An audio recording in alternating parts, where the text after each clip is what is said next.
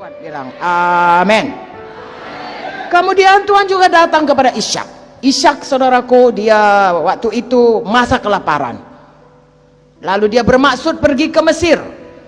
Saudara tulis ayatnya, Kejadian 26 ayat 2. Tapi Tuhan datang mengunjungi Ishak. Ya.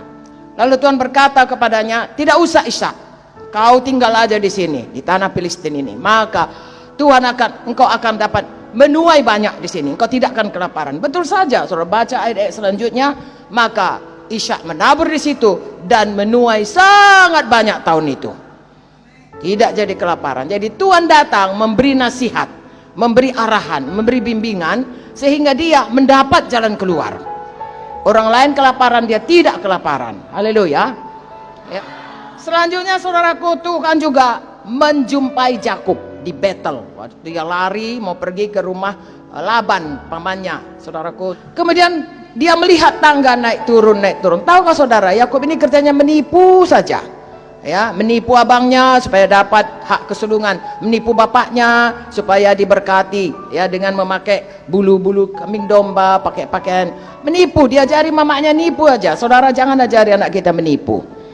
Ya, bilang sama itu, aku nggak ada di rumah. Jangan, saudaraku. Ajari anak kita, ya di atas ya, tidak di atas tidak. Nah, jadi Yakub ini kerja nipu saja. Sampailah dia di Betel, dilihatnya Tuhan, dikunjungi Tuhan dia.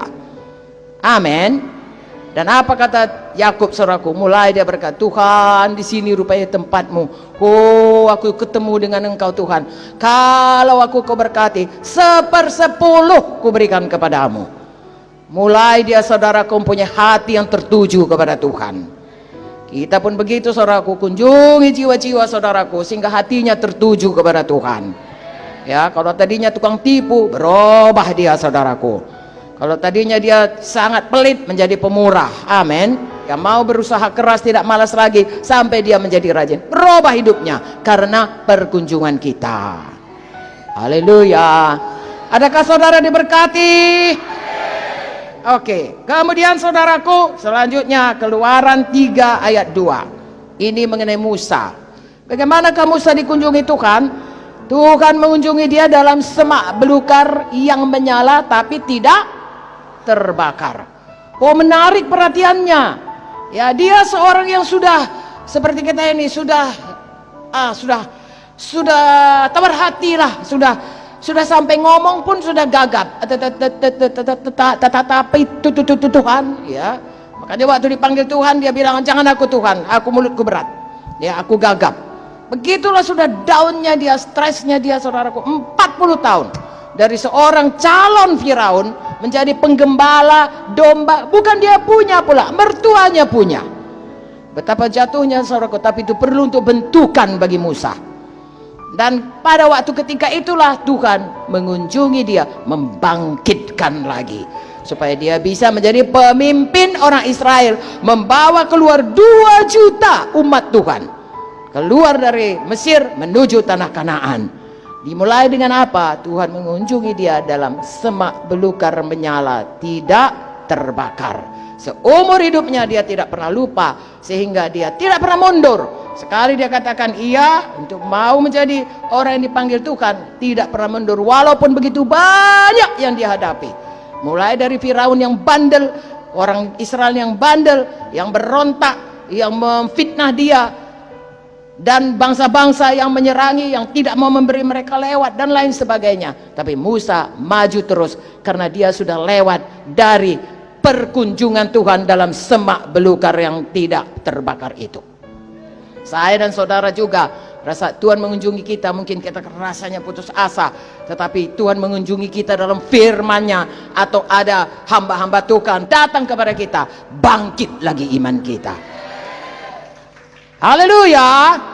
Nah, kalau saudara lihat ini, perlu nggak jiwa-jiwa dikunjungi? Ini perkunjungan Tuhan, ya, perkunjungan Bapa sebelum Yesus datang ke dunia. Sesudah Yesus datang ke dunia, kita akan melihat hasil perkunjungan Tuhan Yesus yang membawa perubahan, banyak perubahan. Haleluya. Haleluya. Luar biasa perubahan yang dilakukan oleh Tuhan Yesus kepada jiwa-jiwa. Amin, saudaraku. Bahkan dapat dikatakan perubahan yang dilakukannya itu permanen. Misalnya dia datang mengunjungi dunia sehingga, dan dia namanya Yesus yang menyelamatkan umatnya dari dosa-dosanya, amin.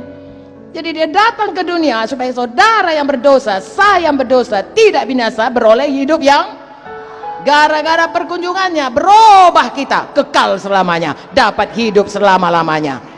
Itu tidak pernah berubah, saudaraku. Jadi Yesus datang berubah, dan perubahan itu kekal.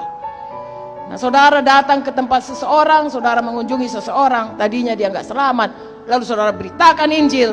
Ya, katakanlah saudara mengunjungi seseorang, dia udah selamat, tapi ada abangnya, ada adiknya, ada bapaknya di rumah itu. Saudara datang mengunjungi, lalu orang nggak selamat itu selamat, selama-lamanya dia selamat, dapat hidup kekal, rumah di sorga. Luar biasa akibatnya kalau kita mengunjungi, amin.